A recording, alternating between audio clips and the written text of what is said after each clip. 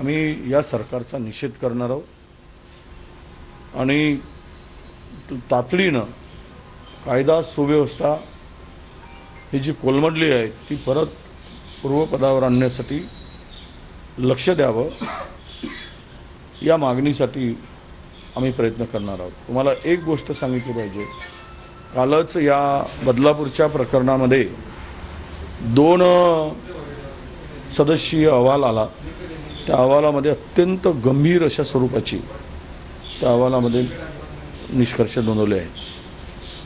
त्यामध्ये स्पष्टपणे म्हटलं आहे की शाळा व्यवस्थापनाने एवढं गंभीर त्या माणसाला नियुक्त करताना कुठलीही चौकशी केली नाही।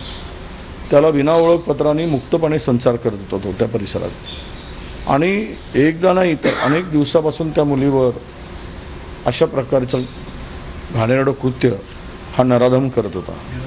ही गोष्ट लक्षात आणून दिल्यानंतर सुद्धा 48 तास प्रशासनाने कुठलीही कारवाई केली नाही आणि त्याकडे दुर्लक्ष केलं। डॉक्टरांनी सुद्धा त्या मुलीची मेडिकल तपासणी करताना सुद्धा 12 तास लावले। हे डॉक्टरांचा सुद्धा अक्षम्याचा गुन्हा आहे। त्यामध्ये नोंदवलेले जे निष्कर्ष आहेत 2 सदस्यीय समितीमध्ये की शाळा समिती याला जबाबदारच आहे, ते तर माननीय न्यायालयाने म्हटलं आहे। परंतु अनेक निष्कर्ष इतके गंभीर आहेत की राज्य कुठे घेऊन चाललं आहे हा खरा प्रश्न महाराष्ट्रात पडतो आहे।